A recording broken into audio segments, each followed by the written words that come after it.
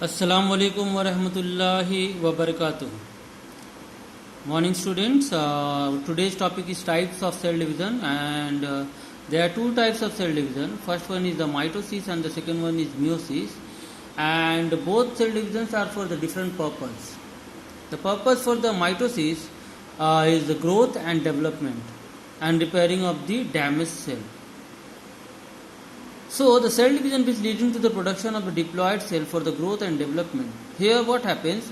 The number of chromosomes remains the same. That means if the parent cell is having n number of chromosomes, then the daughter cells will also have n number of chromosomes.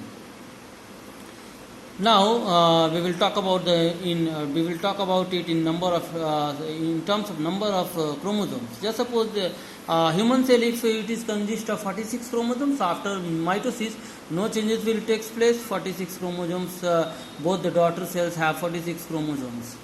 Now meiosis cell divisions which leads to the production of the haploid cell or the gametes. So the purpose of the meiosis is to produce the gametes and helps in reproduction. Now in our syllabus we will discuss in detail about the mitosis, not the meiosis. Mitosis we will talk about in detail. So the mitosis takes place in the somatic cell. First of all, the location of the mitosis, it takes place in the somatic cells, means all the body parts of the cell, except the reproductive organ or reproductive gametes. Now what happens in mitosis? Mitosis is a cell division in which one parent cell divides. It forms two identical daughter cells with same number of chromosomes. Now mitosis takes place in two steps, karyokinesis and cytokinesis. Now what is karyokinesis? Karyo means what? Karyo means nucleus. Means the division of nucleus is called karyokinesis. So during mitosis, first of all, karyokinesis occur. In mitosis, first of all, division of nucleus takes place, then the division of cytoplasm or the cell takes place.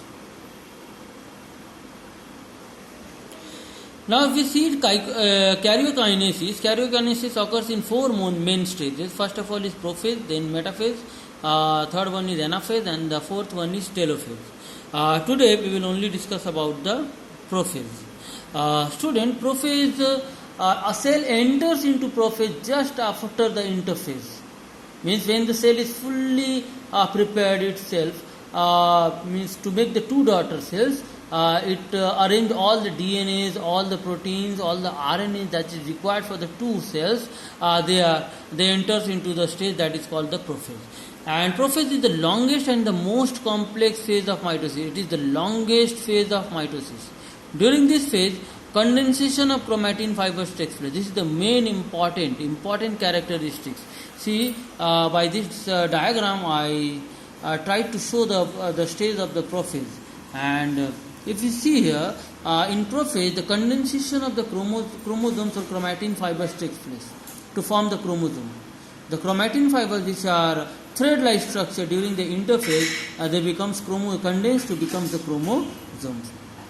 And the other important characteristics of prophase are nuclear membrane and nucleolus disappear. That means they will start to disappear.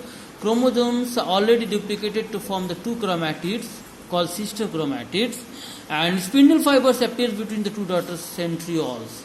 Asters is also visible. So these are the important characteristics of prophase, in which the question may comes on astral rays. So student, centriole surrounded by radiating rays, the microtubular fibrils, that is called the astral rays. And see in this diagram, these are the astral rays. These star-like structure. The star-like structure, just suppose this is the centriole. So these star-like structure are called astral rays. And from these astral rays means what? The spindle fibers are arises. From these astral rays, the spindle fibers are arises. So appearance of the spindle fiber and radiation or the appearance of the astral rays are the important part of the or important event of the prophase. Student, the astral rays means what it does. It helps to move apart.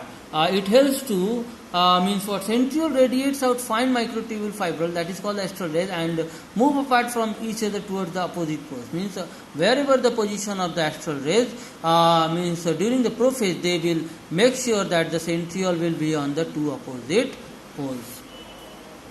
So these are few important characteristics of prophase, and be careful. Remember, learn all the characteristics, because in MCQ they can ask anything. They can ask in very much in detail. So that's why I have only included prophase in today's topic.